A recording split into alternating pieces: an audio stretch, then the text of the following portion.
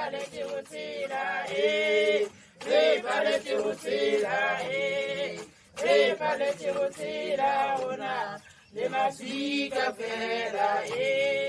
mom taught me to sell at a spaza shop. She ran a hair salon. I pretty much learned entrepreneurship from my moms. Ngumntu ngabantu.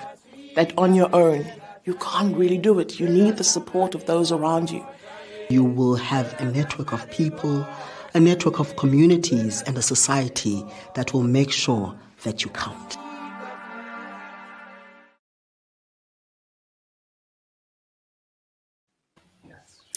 Hello and welcome to the first live episode of SAITA StraightTalk. The SAITA StraightTalk panel discussions are powered by the South African Informal Traders Alliance, the voice of the informal sector in South Africa. As usual, you can be sure that the issues that we talk about in SAITA StraightTalk are all the issues that are relevant to the informal sector, their families and the communities at large. And tonight is no different. You know, January, besides people joking around saying that it's January, because maybe we've overspent over the Christmas period, but it is also the time where a lot of parents are filled with anxiety because it's back to school. And in keeping to the theme of what's happening in this time of the year, we're actually starting from the ground up, building slowly. And tonight we're going to be talking about all things early childhood development. And I always promise you that on the show, we have some high caliber guests that come to share with us their knowledge. And tonight is certainly no exception. Good evening, Anal, and welcome to SAITA StraightTalk. Thanks so much, Louise. I appreciate it. Anal, tell us a little bit about yourself. So I'm an educational psychologist, and I've been practicing in private practice for about the last 15 years.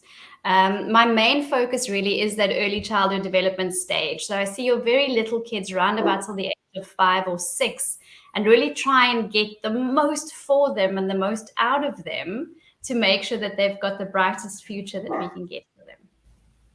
Thank you very, very much. We've also got, as part of our panel, we've got Eric and Tembisa. Good evening and welcome. Please introduce yourselves. Good evening, Louisa. Good evening to all your viewers. My name is Eric Atmore. I'm the director of the Centre for Early Childhood Development based in Cape Town, and we work in the field of early childhood development. We've been around for 27 years. I think we've done pretty well. I'm also extraordinary associate professor at Stellenbosch University in education policy studies.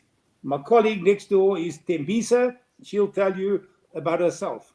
Good evening, everybody. My name is Tembisa Nkosha. I work for the Center for Early Child Development as a community development worker. I've been working in the field of ECD for more than 14 years. I work with the unregistered centers and registered ECD centers. Thank you. Wonderful. Thank you. Thank you so much for that introduction. So what I like is that we've got a perfect combination of expertise in the room, both from an academic point of view, as well as from a formal and an informal, from the informal sector. So early childhood education is now known as nursery education. And you know, Anal, you said something so interesting. I wanted to giggle, but I thought it might be misconstrued. Because when I was a little one, it was important to keep your child at home, and then parents sent you to school. And you started back then it was sub A. And then when I had kids, then it became quite the fashion to send your child to creche. So there was a combination of moms. There were the moms that could afford to stay at home but really didn't want the kids around because they needed to socialize and they went to school. And then there were other moms who had to send their child to creche because they had to go out and work. But you said now, and I read earlier, that early childhood development starts at birth till about 8 years old. Is that really so? And why? It absolutely is. Yeah, and I think it's so important what you say, and it's all really about that stimulation. The socialization is also a very important aspect of that. But I think years ago, there was probably also the life was just a little bit more relaxed. We went out a little bit more, we went into the world, and I think we were exposed to bigger environments out there. Our lives have become quite small. I think most families have got parents who have to work, and children, unfortunately, they really need that exposure in the early years. They need to play with other kids and experience things. And that's when those little brains really thrive and grow. And we know that if you can get that right in the early years, those kids really are set up for success. So what is the difference between a mom stimulating her child, doing the play, reading the books, taking a bath, we make cookies together? What is the difference between that and the auntie down the road who's opened up a little school, and everybody in the community sends their kids there? Is there really a difference in terms of what the child gets? I think the one very obvious one is definitely that socialization. The kids get to interact with other kids. There's also a very important element if you have a look at how children learn about the world. So in a specific household, things may be done in a specific way. But when you perhaps go to the auntie next door or, maybe another class, you learn different ways of doing it. And it really is so much about exposure. And the more things that children are exposed to, the more their brain grows and learns. So definitely, I think, whether it's the nurturance at home or in an early center, just so important to have that early on. Eric, I'm going to come to you now, and I want to talk about a little bit of legislation. So what does the South African law say about early childhood development? And I'll tell you why I'm asking you this. If we look back, especially at the last 18 months, whenever any decisions around COVID-19 was taken, there was an immediate outcry from the ECD sector saying, hey, what about us? So what does our legislation say, and why is it that they are often forgotten? Louise, there's a number of pieces of legislation that affect children. The first is the Constitution. The Constitution says that young children are entitled to and are guaranteed basic education, good health care, safety and protection. So that's your overarching legislation. The Children's Act governs early childhood development, both the physical building and the physical environment, but also the learning program. And there are 2 chapters in the Children's Act. Now, the Act is very good. And if you look at the National Integrated Early Childhood Development Policy, it's world class. You really cannot get better. It's been put together by South African experts. The downside is that it is not being implemented. And at the moment, it's a paper document, and the quality of a lot of early childhood development centers and programs is very poor, not because of those entrepreneurial women not wanting to excel, but the history of colonization, of apartheid, and the poverty and inequality in the country mitigates against excellence. I think overall we do a pretty good job at community level, and Tibisa can tell you all about that. We've got these wonderful, just under 200,000 entrepreneurial women who care for about 2.5 million children every day. Wow. With COVID, those numbers dropped radically, and you'll know that the Social Development Minister would not allow ECD centers to open when primary schools went back. And it took a court case, of which we were one of the main players, to rule that ECD centers had to be opened. The reason being that those parents had to go to work. And this touches on what Anel said, that it's wonderful to have a child at home in those first 2 to 3 years. But the reality is that our mothers work, and we've got You know the high rate of single parenting. You also know that 62% of our young children do not live with their biological father.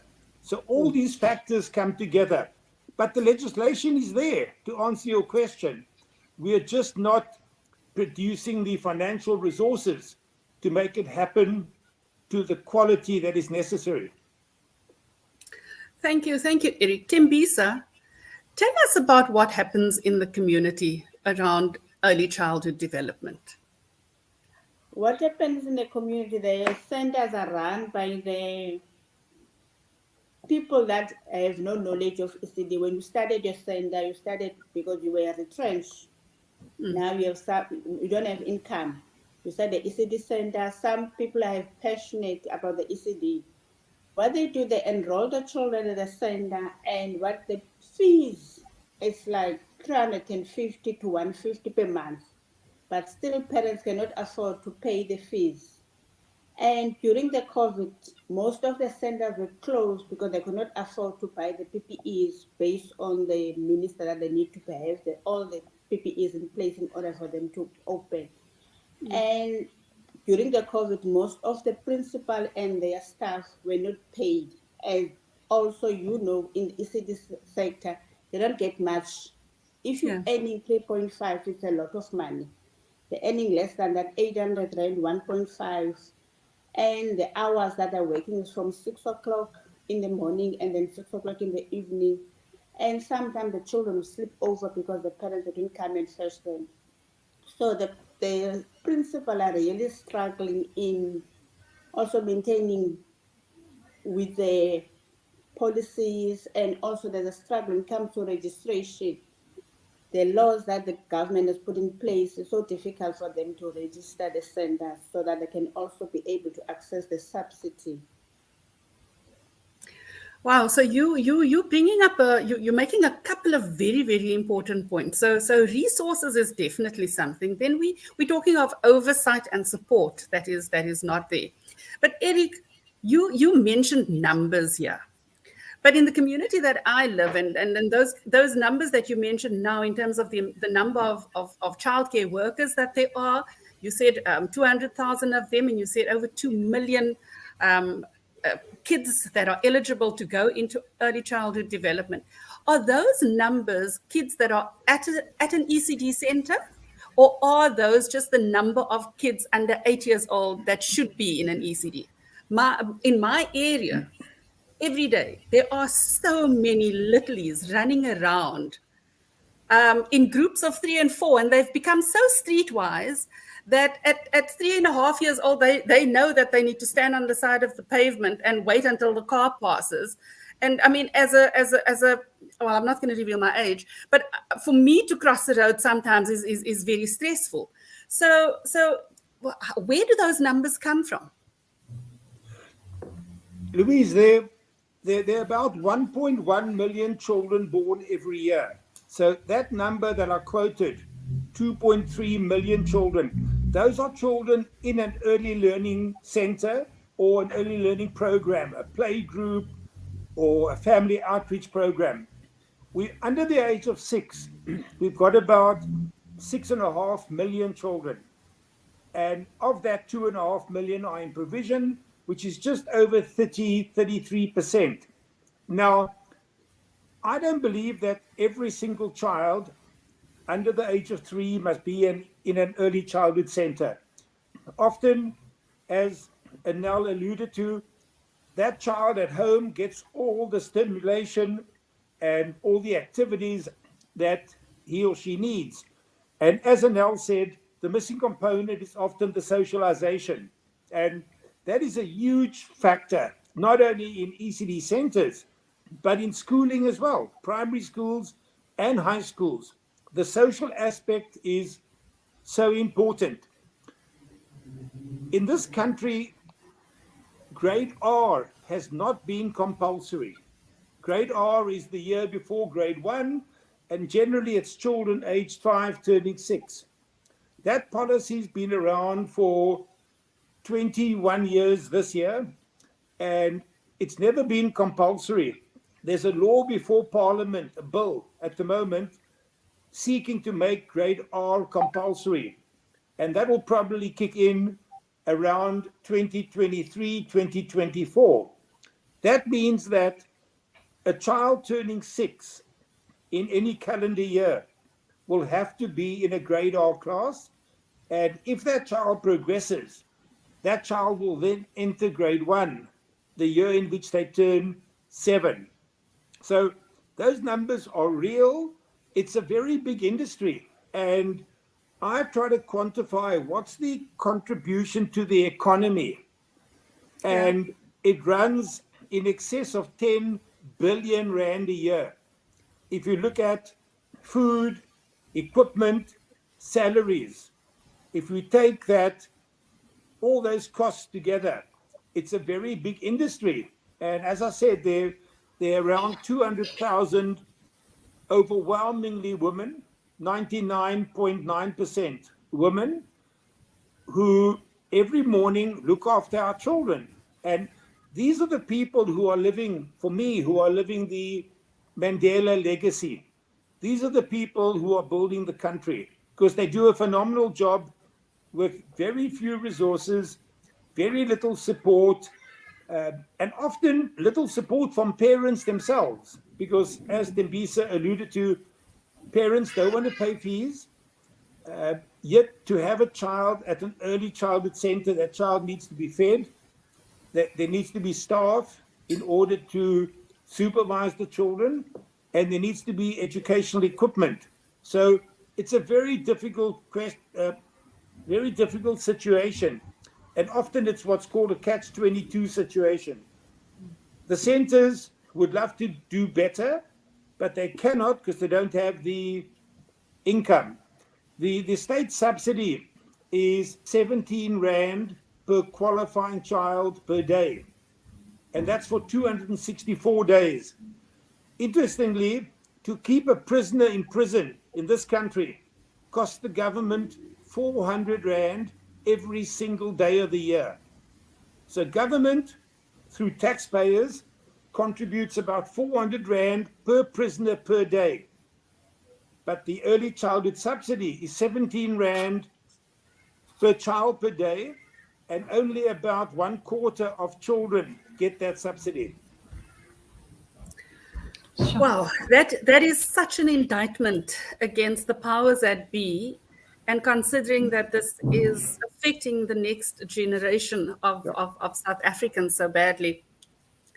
And now, so the psychological effect of being in an ECD, and what I'm going to ask you might sound a little controversial. You know, in the past, homeschooling has really been left to the very affluent. But we've seen now that with more and more schools, and especially now with COVID regulations, a lot of parents are opting for homeschool. I'm just suggesting that there will be a lot of parents that are going to say, well, then I'm not sending my child to an ECD center also, because these littlies, how are you going to tell them to stay away? They don't know about social distancing. They want to hug their teacher. I mean, just for them to experience a grown-up every day with a mask on their face is probably the most unnatural thing for a child. Just talk to us through that, and how do we buffer that challenge, because certainly that's going to catch us somewhere in the future. It is. And, you know, sadly, Louise, I'm actually starting to see some of the consequences of that social isolation and those ECD centers being closed. And I see it so often in my practice. And it really is devastating, to be quite honest. You know, I think in a way, I think we focus so much on the health aspect of, you know, social distancing, and it's so very important. So I agree we had to do that. But I think we had no idea what the social impact would have been on our kids. I see, and it's wonderful to be at home with a nurturing mom, but to be honest, I mean, all of us, as nurturing and loving as you want to be, these are stressful times. So we ourselves get a bit stressed out. You don't always have the time for your kid. Everyone's nerves are a little bit frayed. You know, and I see those kids who really have just missed out on friends and have become completely withdrawn, who struggle to socialize. I've seen a lot of depression in very young children that just seems completely unnatural. I've seen a huge increase, strangely, in things like obsessive compulsive disorder in very little kiddies. And I just think we've really not looked very closely at how this is affecting our kids. And again, I don't want to make small of the potential health risks. We do know that up until Omicron actually came along, our littlies were actually the ones that seemed to be the safest from COVID, that seemed to just sail through it. And to be very honest, I think perhaps in a way we might have overreacted when it comes to that ECD. It's definitely the ECD center and our little kiddies. They needed the socialization and being with teachers and being in an environment where even their parents had the opportunity to just go out and earn money and relieve some of the stress in that household, so much more than they needed to be, kept away from COVID. Tembisa, when Anel speaks about the anxiety and those kinds of things, how do you see that practically every day? How do kids act out? Give me some examples of the things that you need to deal with the little ones. For an example, I've got 3 children at home, an 8-year-old, 10, and a 3-year-old. It's so frustrating also for me because I have to do homework for the 10-year-old and for the 8-year-old. And the 3-year-old also struggles because she has to be in between. Yeah. Sometimes I don't do the homework and she only reminds me 8 o'clock we have the homework, which is she has to go to school because they don't go every day to school. Yeah. But when you go to the ECD centers, now during COVID, they're less. If they're supposed to have 20 children in a classroom, maybe they've got about 13. So there's enough space, but you see in between they do hug each other. Sometimes they play with each other. They know that they're not supposed to do, but they can't help it. It's so frustrating. I think we're more concerned about the health, as the other speaker said, than them being children. They miss, even if they don't go to school, they miss to being children, just play around. It's so important that we need to let them, because now the COVID doesn't affect them that much like adults. Yeah. It's so very important for them to socialize. And also, sometimes you pick up that the child is more happy at the ECD center than at home. Because at home, mommy doesn't have time for the children to sit and read and do homework because she's also busy with work and other stuff. But when she's at the ECD center, you know that the child is being stimulated, she's learning, and when she comes home, you can just add on whatever they did at home at the ECD center. Now, Tembisa, I want to continue the discussion with you, because you are practically involved, hands on the ground every day. There's lots of moms that now need to find a place for their children because soon we all need to go back to work, or there's a mom that needs to go out and look for a job. What are the things, and we're talking about, as Eric said earlier, there's a lot of entrepreneurial childcare centers around the corner, but we often hear horror stories also, that things aren't as what they are sold to us when they want us to enroll our kids. What are the things that a mom or a dad should be looking out for when they're thinking of enrolling their child at an ECD center? When you're enrolling your child at the ECD center, first you look for safety. It must be a safety environment. Also, you're looking at the center. If the center is registered, sometimes you're looking for the center that is registered, but when it comes to the learning program, it is there, but they're not implementing. And you're looking at down the road, there is another center that is not registered, but the quality of education at that center is better than the one that is at the registered center. Sometimes we got calls that I enrolled my child at the center, but I didn't know that they're not registered. Now there is issues. You need to have a meeting with the principal, ask questions, the relevant question. Is the center registered? Do we have qualified teachers? Sometimes they have qualified teachers, but actually they don't do the job. Is the center safe? And are they providing meals? and the learning program. And also you need to bring your part. The fees they need to pay in order for the child to get a good education, you must pay the fees. Yeah. So Eric, if we're talking about registered versus unregistered ECD centers, is it wrong for me to put my child in an unregistered ECD center? Am I taking a risk with my child? Oh, Louise, that's a very difficult question. You know, I cannot stress enough how much poverty and inequality impacts on registration. To get registered, the process is fairly complex and it becomes very expensive. We've got instances where the ECD center needs to get land use, they need to get floor plans, they need to get rezoning. And in the poverty-stricken area, the municipalities are charging 120,000 Rand for that, or 140,000 Rand. We've got cases that Tembisa will tell you about, Lavender Hill, Steenberg, Retreat, where centers are going to close because they cannot get the compliance. I think a registered center gives you some degree of satisfaction or peace of mind, because it means they've gone through a compliance process. Mm.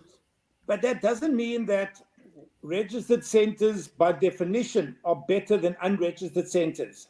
There are a number of unregistered centers that have got really good educational programs, but they cannot get registered for a technical obstacle, such as no lease agreement, or no rezoning, or no land use.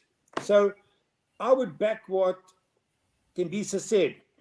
Every parent has a right to go and visit the center at any time of the day to look around. You will get a sense within half a minute. Is this a loving environment? Do the adults care for the children? You don't want to find a place which is totally clean and sterile. That means that nothing is happening. You want to see a bit of color and a little bit of mess. You know, when you've got 20 children working with paint, you're going to get a little bit of mess, but it must be productive and educational mess.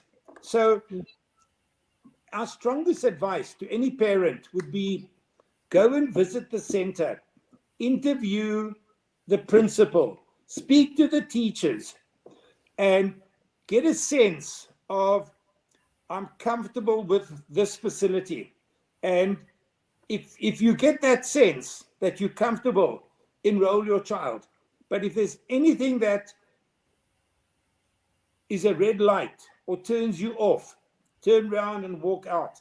And you can see it. You know, we've been in early childhood centers where you've got 20 children in a group, and the whole day they sit against a wall with their hands on their lips.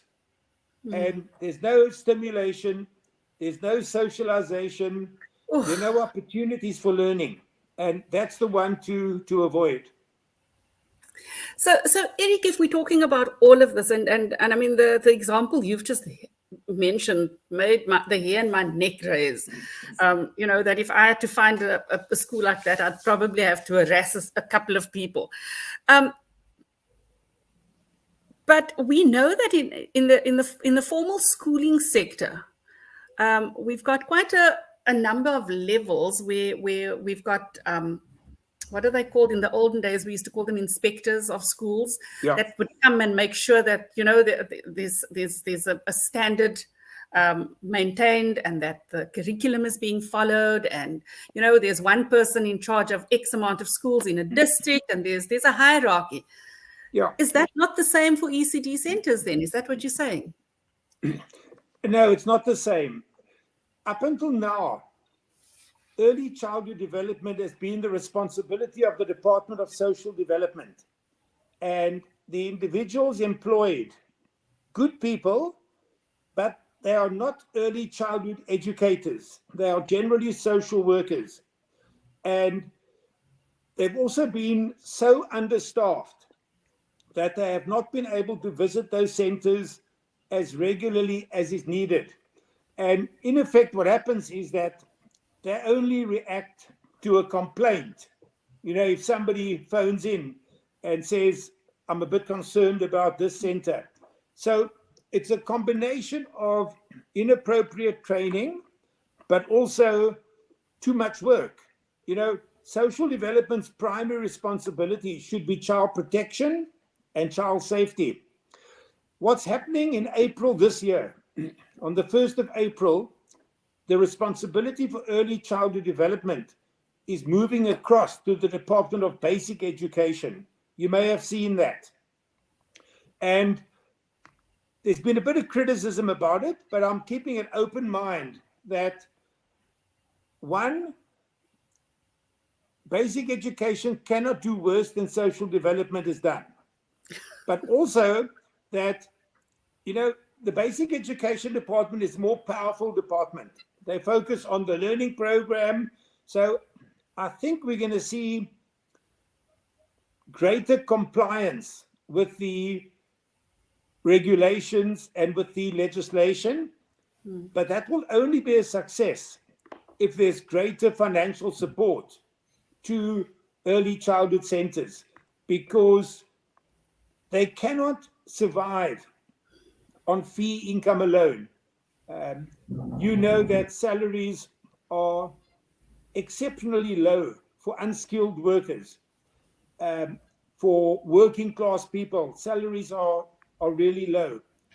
And my big hope is that basic education will put young children first, because the benefit to basic education is that the more children can be prepared for grade 1 and then all the higher grades, the less the cost will be to the state. And all that cost saving can be fed back into early childhood development. The international research tells us that the greatest investment, or the investment with the highest economic return, is in the early years. And what the Americans have done is they've quantified it, that for every dollar invested in a quality early learning program, there's a return of about $16. That means cost savings, less need for remedial education, fewer children in the juvenile criminal system, more productive workers as adults. And what will interest you is that the research tells us that a young girl who's been in a good quality early learning center is less likely to become pregnant whilst a teenager. And that has huge social, economic, and educational costs to the family, to the girl, to her child, and to the country. So we're looking forward to this transition that's happening on the 1st of April. And hopefully we'll get a minister who is strong on early childhood development. I want to ask you to clarify that for me. When you say the 1st of April, ECD becomes part of the Department of Basic Education, does that mean only grade R, or does that mean all ECD facilities technically becomes a custodian, or falls under the custody of the Department of Basic Education? All ECD centers and all ECD programs will move across to basic education. President Ramaphosa signed a proclamation about 4 months ago that Chapter 5 and Chapter 6 of the Children's Act, which I mentioned earlier, the governing legislation, up until now, that has been the responsibility of the Department of Social Development. From the 1st of April 2022, those two chapters are the responsibility of the Department of Basic Education. So, yes, they will be responsible for registration, subsidization, the learning program, maintenance of standards, and seeing that children are protected and safe in those ECD center environments. Oh, I would love to see the Department of Basic Education's new budget come 1 April. I really, really hope they're going to be investing enough money on there. And now, if you had to be, if this was best case scenario, if they had to call you in tomorrow and say, please come and sit on the board, we want you to be part of the planning of the Department of Basic Education, bringing in all the ECDs, what would be your wish list that would be simple and cost effective, that you would say to them, just start there? I think the biggest thing and the mistake we make is that early childhood development and early childhood education is not the same as your primary education. You know, it's not about that formal learning and sitting still. I wish, if anything, that we could, a lot of our parents, but also some of our ECD teachers who maybe might not have the education, is to show them how very simple it is, and in a very playful and fun way, with very little resource, you really can stimulate children and teach them so much. And you would have seen me like vehemently nodding my head here when Professor Atmore was talking, because it's so exciting, isn't it? It's really just something you can get so passionate about that with the tiniest little bit of input. Something as simple as reading, for instance. You know, there's a study that's come out that said that if you read to a child, I think it's every day, one book every day for the next 6 years, by the time they start grade 1, they've got a 1,000,000 word advantage over the children who were not read to. Simple things, singing songs, learning colors, just very basic things and easy things to stimulate those kids and to really get those little minds ready for formal learning. So I want to step back quickly and just ask you, Anel, when you're saying all of that, what is there a need for a parent to, if they are wondering whether their child is at the right level of development, should they consider then testing that with a child psychologist? So, of course, I'm biased because this is what I do. But yes, absolutely. You know, I almost feel like every child should have this kind of school readiness assessment midway through grade R, or definitely before they start grade 1. Because there's so much that we can do early on. And like Professor Atmore said, you know, if you were going to do any kind of intervention, you want to do it early on. It's the most cost-effective, time-effective way to intervene for a child. So absolutely, if there was some way that the Department of Basic Education would, you know, sort of allow every child to be assessed by an educational psychologist, I think it would be fabulous. Eric, Anel has said something between you and Tembisa. You can answer me on this, and that is, she said 2 things. She spoke about the schooling system being so academically focused, whereas our youngsters actually learn through play, dance, touch, feel. And I want to take that back because I've got friends who started having kids quite late in their life. So I was quite traumatized when I saw the work that the grade 1s and 2s were doing compared to what I can remember what I did when I started school. And it just felt like so much pressure. It felt to me like these kids were doing standard 5 math in grade 2 already. Will you have some sort of an input in terms of the curriculum structure now that it goes into what we call the formal education system? How can we, or what is there for the public to do in terms of just making sure that our kids stay kids for a little bit longer? Louise, that's a very difficult question. The point you're making is very accurate, but it's difficult to answer. You know, basic education has been far more strict in controlling the curriculum compared to social development. And as I said, social development used social workers to do their inspections rather than educationists. I think we really must get away from making grade R an academic year. As Anel said, young children learn through play. They want to be active. They want to be noisy. They want to communicate. They want to socialize. And what we mustn't do, and this is the one fear I've got about early childhood development moving to basic education, that grade R becomes a sort of grade 1 light version. Yeah. And that those pre-grade R years, those children are made to sit at desks, to wear uniforms, and to follow a strict timetable. You know, children love playing. That's where they learn. They learn in the sandpit. They learn from each other when they're sharing a ball. They learn from each other when they're having a meal or a story time.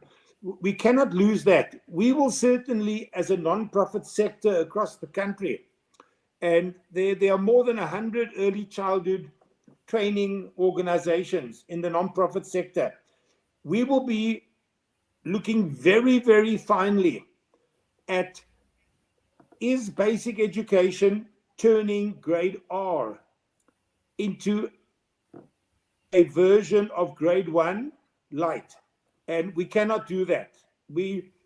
I think our teachers certainly are in for a bit of a surprise when they move across to basic education or under the compliance standards. But I think part of our responsibility as civil society is to keep that play element. It is so important. Yeah. It's almost 45 minutes that we've been having this discussion, and I know that we're only setting the stage for further discussions, because we've been talking quite broadly tonight about the ECD sector as a whole. But because it's the informal sector, we've got to at some point start focusing on what is happening in the informal sector. I know of many, many informal traders that have literally raised their babies in banana boxes next to their stalls. So we're currently looking at a scenario where there's in some towns lots of municipal buildings standing empty, close to trading areas that could easily be changed into an ECD center. But of course now we're talking about where's the skill in terms of getting people, because you've got to teach somebody how to play if they don't know how to play with kids. So there's a lot of tiers. It's not just a simple fix it all quickly. But we're going to have to take this conversation on in steps. So just in closing, Thembisa, as an ECD specialist, please give a word of encouragement to all our ECD workers that are going to be going into 2022. Often, also, these workers are so marginalized and very seldomly get good news or gratitude or recognition. Can you do that for me, please? Yes, I can. To all ECD principal practitioners, let's make 2022 a year to remember, and also let's show the Department of Basic Education that we can also make a difference if we get enough support from the government. Wonderful. Thank you. Eric, closing comments from you for this evening. You know, I think we have to get the political will to meet the needs of young children. If we get the political will, wonderful things can happen. We have the policies in place. We have the practice. We have 200,000 phenomenal women. What we don't have is the political will. I want President Ramaphosa to go on a public platform, have a family meeting, and tell us what he's going to do for early childhood development and for young children. If he can do that, I think we'll change the trajectory of early childhood development. Thank you, Eric. And Anel, certainly not least, but what would your closing comments for this evening be, please? I think just listening to everyone together, I think it's so wonderful to listen to the incredible potential that we have here. If we could, for all the women who are working in these ECD centers, what amazing people to have this precious resource, or, these children in their hands.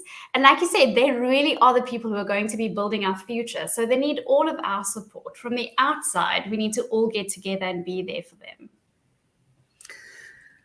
And that's this evening's episode of SAITA Straight Talk. This is how we kick off 2022. We're starting and we're building this nation from the ground up. Our kids are the future, and we're starting with the littlies.